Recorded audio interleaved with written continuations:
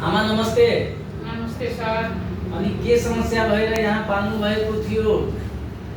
यहाँको उपचार पाएर कस्तो अनुभवले गरिराख्नु भएको छ? आफ्ना उपचारका अनुभवहरू अरू बिरामीहरूसँग सेयर गर्नुहोस्। नमस्ते, मेरो नाम गोमा तामाङ, भण्डारा चितवन।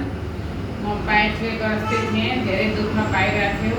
म यता र उता हिँड्ने, भरतपुर हस्पिटलहरू सब सारे, ब्लड गएको गए गऱ्यो, तर पनि भएन। मलाई 3 चोटिसम्म ब्लड चढायो, तर पनि नभएर म हिमालय आयुर्वेदिक खोज्दै नारायणगढ 10-12मा आएँ र अशोक कुमार डक्टरमा मैले अप्रेसन गरेँ र मलाई अहिले राम्रो भएछ।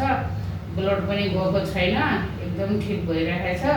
अनि हजुरहरू पनि सबैजना यही आफूलाई सन्चो व्यथाहरू लुकाएर नबस्दिनु होला, सबैजना यहीँ आइदिनु। अब आफ्नो उपचार गर्नु पर्यो। जति रोग लुकाएर नि मैले पनि सकेसम्म लुकाएरै बसेको, कसैलाई नभनेको, तर मलाई एकदम ठिक भएकोले अहिले चाहिँ मैले सबैलाई भनेको हो, बोलाएको। अब राम्रो हुने ठाउँमा किन अकालमा जान थाल्ने हो र भनेर चाहिँ गरेको। धन्यवाद।